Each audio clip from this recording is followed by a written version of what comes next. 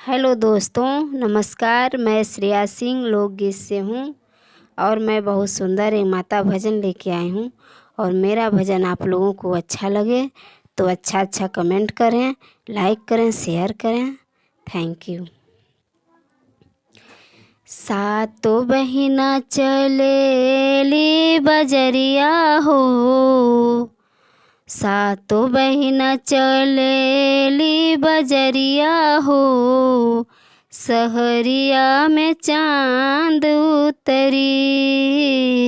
सातो बहिना चलेली बजरिया हो, सहरिया में चांद उतरी।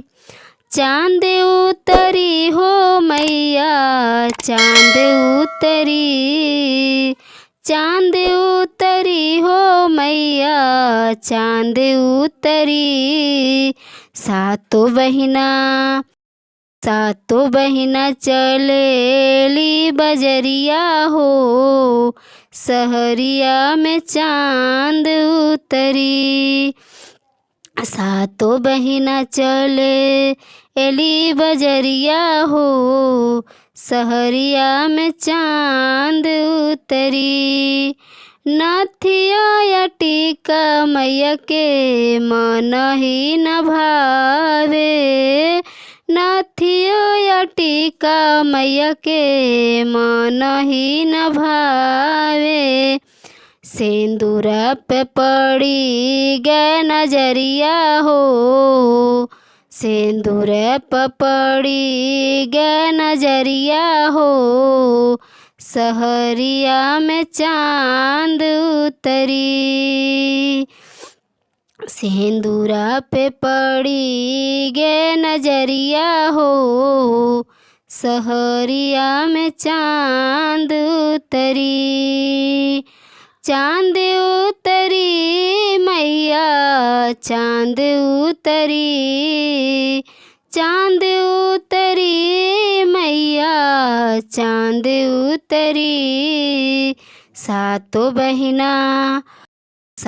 बहिना चलेली बजरिया हो, सहरिया में चांद उतरी।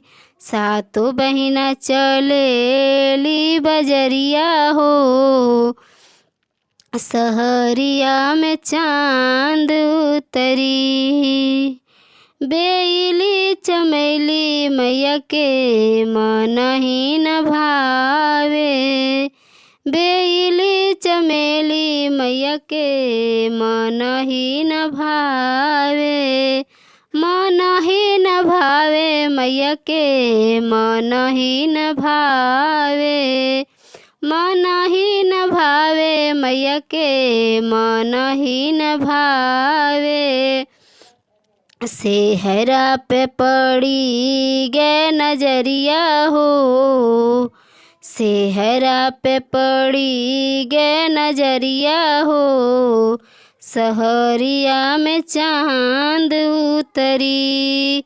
सेहरा पे पड़ी गे नजरिया हो, सहरिया में चांद उतरी। चांद उतरी मैया, चांद उतरी, चांद उतरी मैया, चांद उतरी। सातो बहिना चलेली बजरिया हो, सहरिया में चांद उतरी। सातो बहिना चलेली बजरिया हो, सहरिया में चांद उतरी। केलवा नरियलवा मैया के मन ही न भावे, केला नारियलवा मैया के मन ही न भावे, मन ही न भावे मैया के मन ही न भावे। केला सेबवा मैया के मन ही न भावे, मन ही न भावे मैया के मन ही न भावे। चुंदरी पपड़ी गे नजरिया हो, चुंदरी पपड़ी गे नजरिया हो, सहरिया में चांद उतरी। चुंदरी पपड़ी गे नजरिया हो, सहरिया में चांद उतरी। चांद उतरी मैया चांद उतरी, चांद उतरी मैया चांद उतरी। सातों बहिन चलेली बजरिया हो, सहरिया में चांद उतरी।